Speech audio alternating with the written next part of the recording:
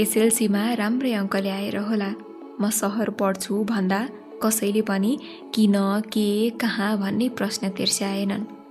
माध्यमिक शिक्षा गाउँमै पुरा भएपछि मेरो परिवारले मलाई उच्च शिक्षा अध्ययनको लागि सहर पठाउने निधो गर्यो। त्यति बेलासम्म सहरको वास्तविक जीवन मेरो लागि किताबका पाना र पोस्टरका चित्रमा मात्र सीमित थियो। त्योभन्दा बढी मैले मनमने कल्पना मात्रै गर्न सक्थे सहरको। परम्परागत गाउँमा भएको मेरो जन्म र हुर्केको मेरो बाल्यकाल सहरका लागि नौलो हुनु स्वाभाविक थियो। मनभरि कल्पनाका चट्टान खडा भएका थिए।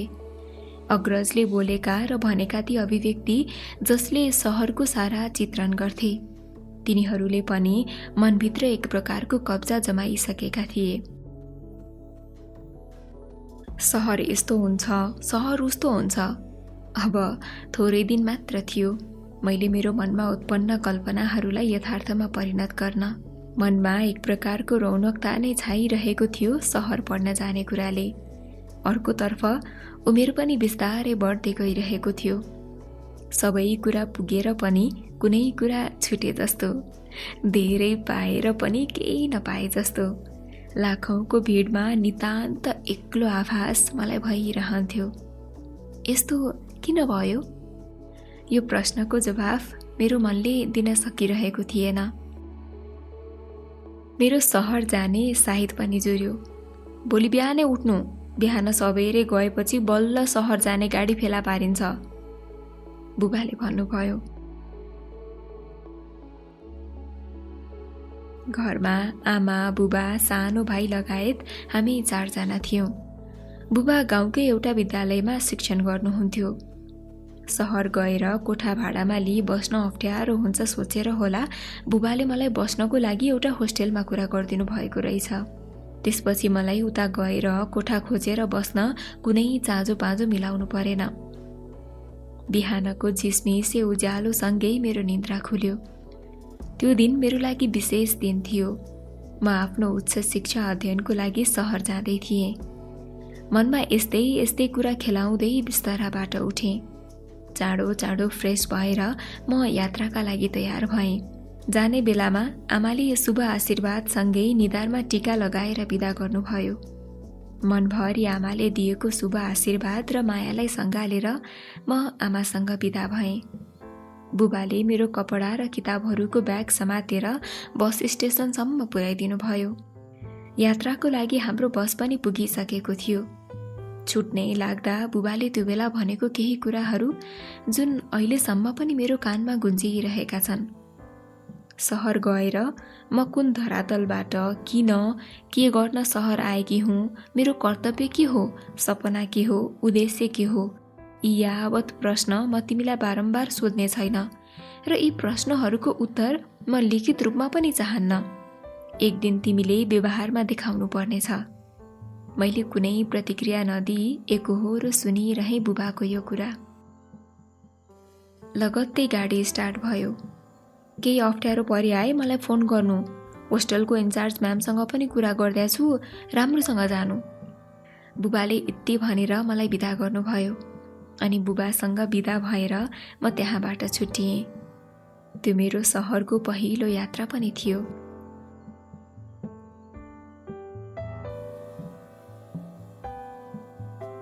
आमा बुबाले दिएको अमूल्य आशीर्वाद, अपेक्षित आशा, काँधमा आएको जिम्मेवारी, पूरा गर्नुपर्ने सपना, जन्मभूमिप्रतिको माया र सहरको कल्पनालाई मनभरि खेलाउँदै खै कतिखेर पो गन्तव्यमा पुगेकी रहेछु पत्तै भएन। बुबाले अगाडि नै कुरा गरिदिनु भएको रहेछ। मलाई लिन होस्टेलको गाडी म पुग्नुभन्दा अगावै बस स्टेसनमा पुगिसकेको थियो। म बिस्तारै बसबाट ओर्लिँदै थिएँ। एकजना मान्छे नजिकै आएर भन्यो, तपाईँ ज्ञान सरको छोरी? हजुर हो, मैले प्रतिक्रिया दिएँ। ए ल आउनुहोस् त, तपाईँलाई लिन भनेर होस्टेलबाट गाडी पठाएको छ, अलि चाँडो गर्नुहोस्। रात परिसकेको थियो। मैले हस् भनेर गाडीमा आफ्नो सामान राखेर बसेँ। मैले मनमा नै गरेको कल्पना भन्दा धेरै फरक थियो सहरको वास्तविकता। दिनरात अनवरत रूपमा गुडिरहने गाडी मोटर, गगनचुम्बी ती भवनहरू, घना बस्ती, मान्छेहरूको त्यो भिडभन्दा गाउँ धेरै फरक पाएँ मैले। बस स्टेसनबाट 5 मिनट गाडी गुडिसकेपछि हामी होस्टेल पुग्यौँ। ल ओर्लिनुहोस्, यही हो तपाईँ बस्ने होस्टेल। गाडीबाट मेरो सामान तल झार्दै ड्राइभर दाइले भन्नुभयो। झ्वाट्ट हेर्दा टाउको टोपी नै खस्ला जस्तो, त्यति अग्लो थियो होटेल। बाहिरी संरचना हेर्दा पनि राम्रै सेवा सुविधा दिइरहेको जस्तो लाग्थ्यो। मेरो ब्याग समात्दै ड्राइभरले आफ्नो पछाडि आउन इसारा गर्नुभयो। मैले उहाँको इसारा पछ्याएँ। उहाँले मलाई त्यो होस्टेलको इन्चार्ज म्यामसँग भेट गराइदिनु भयो। ए आइसक्नुभयो? सरले मलाई भर्खरै फोन गर्नुभएको थियो। मलाई देख्ने बित्तिकै इन्चार्ज म्यामले भन्नुभयो। मैले 2 हात जोडेर अभिवादन गरेर हवस् भनेर प्रतिक्रिया दिएँ। त्यसपछि म्यामले होटेलको नीति नियमबारे बताउनु भयो। धेरै थाक्नु भएको होला, अहिले आराम गर्नुहोस्, यति भनेर उहाँले मलाई कोठा देखाएर जानुभयो। घरभन्दा अलि फरक जीवनशैली व्यतीत गर्नुपर्ने कुरा मनमा नै सोच्दै म आफ्नो कोठातिर लागेँ। दिउँसभरिको यात्राको थकानले मेरो शरीरले आराम मागिरहेको थियो। रातिको खाना खाएर म भुसुक्कै निदाएँ। अर्को दिन इन्चार्ज म्यामले मलाई आफ्नो कोठामा बोलाउनु भएको छ भन्ने कुरा एकजना अपरिचित त्यही होस्टेलको साथीको मुखबाट सुने। म हतार म्यामको कोठातर्फ लागेँ। उहाँले मेरो पढाइ र पढ्न चाहेको कलेजको बारेमा सोध्नुभयो। ल ठिक छ, होस्टेलको आफ्नै गाडी छ, मैले ड्राइभरसँग पनि कुरा गरिदिएको छु, खाना खाएर लगत्तै कलेज जानु अनि एडमिसन गरेर आउनु, उहाँले एकदमै नम्र स्वरमा भन्नुभयो। मैले उहाँको स्वरमा कता कता मेरी आमाको मिठास पाएँ। घर परिवार र आमाको यादले पिरोलिरहेको बेला उहाँले एक मातृत्वको आभास दिलाउनु भयो। मैले पढ्ने कलेज त्यही क्षेत्रको प्रसिद्ध एक राइजिङ एकाडेमी थियो। लगत्तै खाना खाएर ड्राइभर दाई र म कलेजतर्फ लाग्यौँ।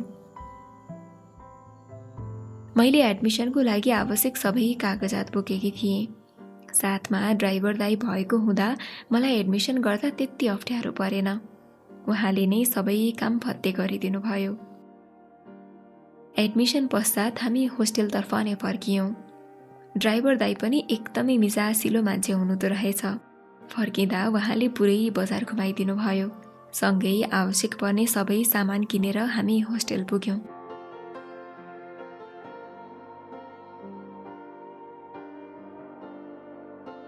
मेरो कलेज मर्निङमा थियो। भर्खरै आएको हुनाले होस्टेलमा मेरो त्यति कसैसँग घुलमिल भएको थिएन। 2-4 दिन मलाई होस्टेलकै गाडीले कलेज लैजाने र ल्याउने काम गर्यो। बिहानै उठ्नु, कलेज जानु, खानु, एकछिन आराम गर्नु अनि बाँकी समय कोर्स र किताबलाई दिनु, यो मेरो दैनिकी थियो। घरबाट आउने बेलामा आमा बुबाले भनेका ती अभिव्यक्तिले मेरो चञ्चल मनलाई यताउता मोडिनबाट बचाउँथ्यो। म मेरो पुरै समय पढाइमा मात्र समर्पित गर्न चाहन्थेँ। आमा बुबाका ती अधुरा सपना पूरा गर्न चाहन्थेँ। एवं मृतले म सहर गएको पनि 1 महिना भइसकेको थियो। अब त म बिस्तारै सहरसँग घुलमिल भइसकेकी थिएँ। त्यसपछि एक्लै कलेज जानु आउनु मेरो लागि सामान्य भइसकेको थियो। जाडो याम थियो। जताततै शीतलहर र कुहिरोले पुरै सहर अन्धकार थियो। त्यो दिन पनि त्यस्तै चिसो भइरहेको थियो। दुम्म परेको कुहिरो र तप परिरहेको शीतका थोपाले मुटुलाई नै छिया बनाउँथ्यो। अरू दिन भन्दा त्यो दिन औसत भन्दा पनि बढी कपडा लगाएर म कलेजतिर लागेँ। चिसोले हो या अरूले नै, मन साह्रै चञ्चल मोडमा थियो। विगत 2-4 दिन अगाडिदेखि नै मनमा अनौठो भावनाहरू उर्लिरहेका थिए। कहिलेकाहीँ हिँड्दै प्रेमिल संसारमा चुर्लुम्मै डुब्थेँ। आँखा अगाडि मिठा कल्पनाका महलहरू खडा हुन्थे। त्यो दिन पनि त्यस्तै भइरहेको थियो मलाई। कलेज बिदा भयो। हामी सरसँगै कक्षाबाट बाहिर निस्कियौँ। बाहिर निस्किँदा मौसमको उग्र रूप देखिन्थ्यो। मानौ ऊ पनि वर्षौंदेखि कसैको यादमा पागल भएको छ। भुल्ने अनेकौं प्रयास गर्दा पनि ऊ भुल्न सकिरहेको छैन। उसलाई कसैसँग खुलेर कुरा गर्नु छैन। बस मलिन अनुहार लिएर ऊ कसैको सम्झनामा तडपिरहेको छ। धुम्म परेको कुहिरो र आकाशमा लागेको गम्म बादलले मौसमको बारेमा यही भनिरहेको थियो। म त्यही कुरा सोच्दै कलेजको गेट बाहिर पुगिसकेको थिएँ। त्यो दिन अरू दिनभन्दा अलि फरक थियो। चिसो वात्तै बढेको थियो। सहरको चोक चोकमा मान्छेहरू दाउरा बालेर आगो तापिरहेका थिए। लगत्तै त्यो धुम्म परेको कुहिरो र बादलले आफ्नो रूप परिवर्तन गरी झरीको रूपमा बर्सिन थाल्यो। त्यहाँबाट होस्टेल पुग्न कम्तीमा पनि 45 मिनट जति लाग्थ्यो। मसँग न छाता थियो न त बिना अनुमति ती अपरिचित सहरियाको घरमा ओत लाग्ने आँट नै। वर्षायामको झरीमा जस्तो भिज्न त्यति सजिलो कहाँ थियो र हिउँदको झरीमा भिज्न। चिसोको बावजुद पनि म त्यो झरीलाई व्यवस्था गर्दै हिँडिरहेँ। सबै मान्छेहरू घरभित्रै बसेर हिटर तापेर सिरक ओढेर चिसो छलिरहेका थिए। त्यस्तो रिमझिम झरीमा चिसोलाई नै व्यवस्था गरेर त्यो मान्छे खै कहाँबाट किन कुन प्रयोजनले म हिँडिरहेको बाटोमा मलाई नै पछ्याइरहेको थियो त्यो मैले थाहा पाउन सकिनँ। हातमा छाता थियो। सायद झरीलाई छल्न होला छाता बोकेर हिँडेको। ऊ टक्क मेरो अगाडि उभियो। यस्तो झरीमा एक्लै? वर्षौंदेखि चिन्जान भए जस्तो उसले प्रश्न तिर्स्यायो।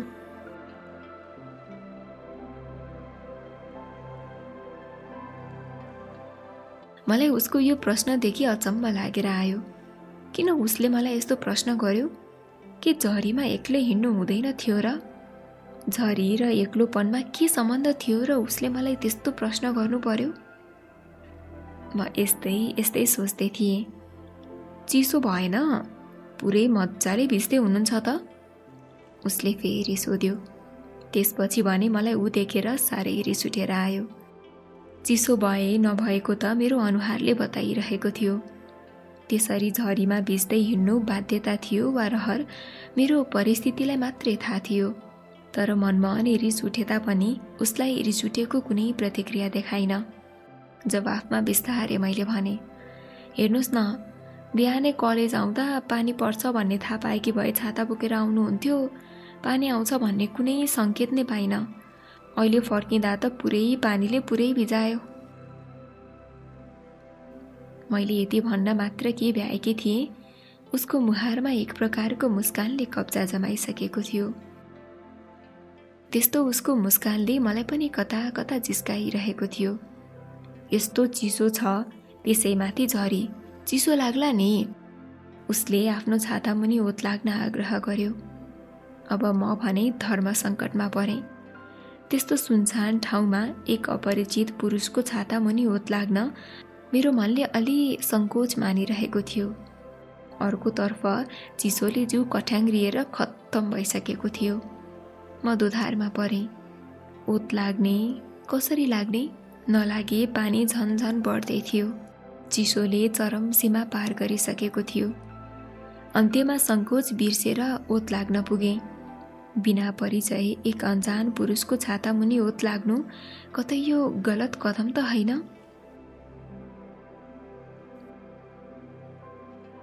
म मनमा नै सोच्दै थिएँ, तर अर्को विकल्प पनि त थिएन।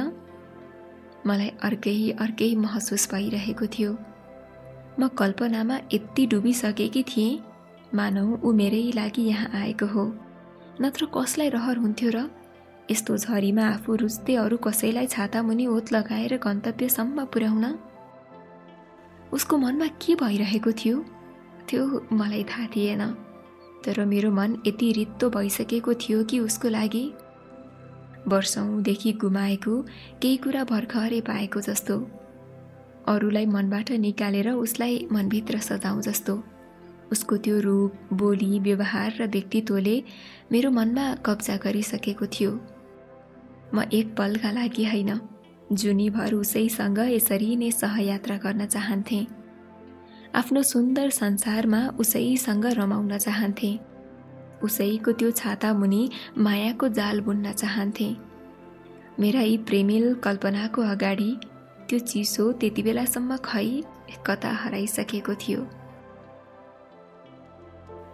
मलाई एकदमै न्यानो भएको आभास भयो। एक अनौठो तरङ्गले मलाई हर्षित बनाइरहेको थियो।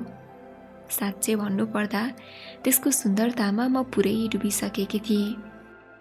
उसको छातामा ओत लाग्ने बित्तिकै म कल्पनाको कुन संसारमा पुगेकी रहेछु त्यो सम्झिँदा मलाई अहिले पनि हाँसो लागेर आउँछ।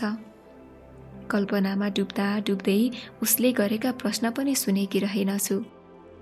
म एक्कासी झक्किएँ।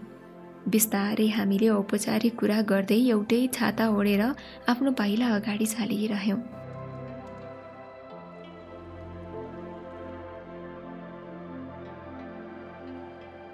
जति जति पाइला अगाडि बढ्दै जान्थे उति नै मेरो सङ्कोच कम हुँदै गइरहेको थियो।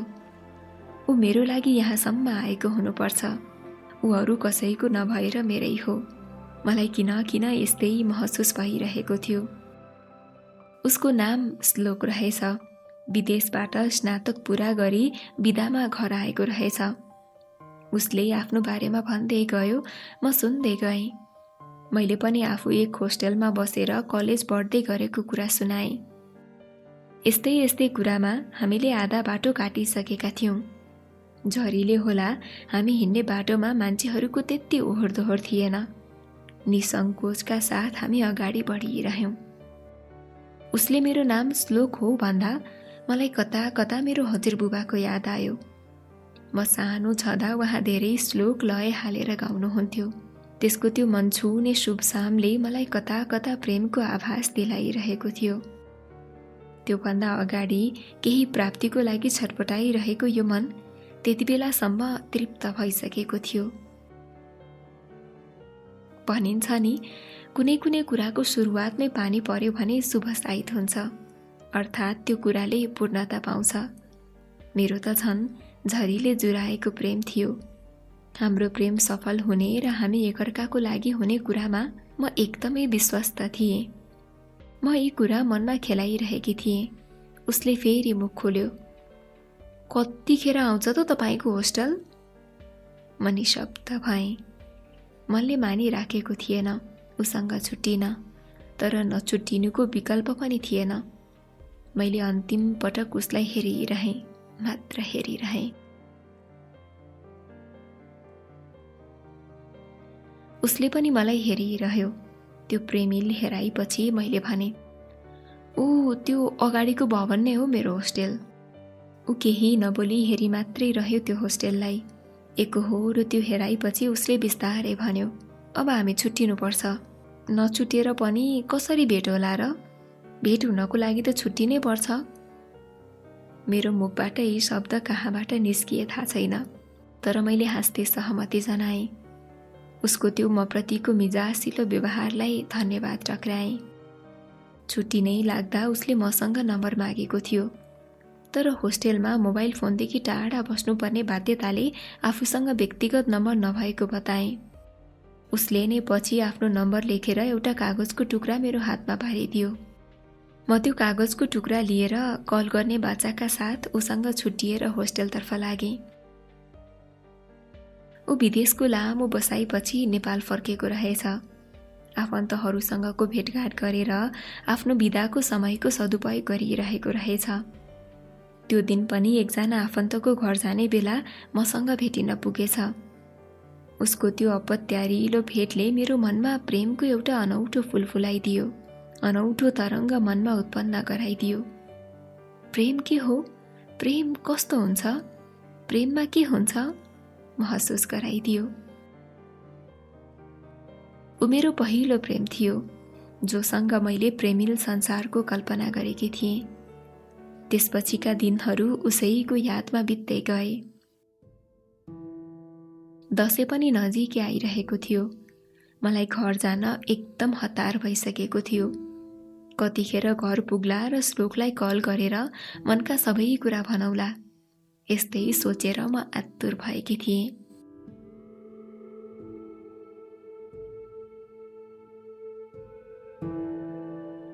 मैले कल गर्दा ऊ कति खुसी होला, उसको प्रतिक्रिया कस्तो होला?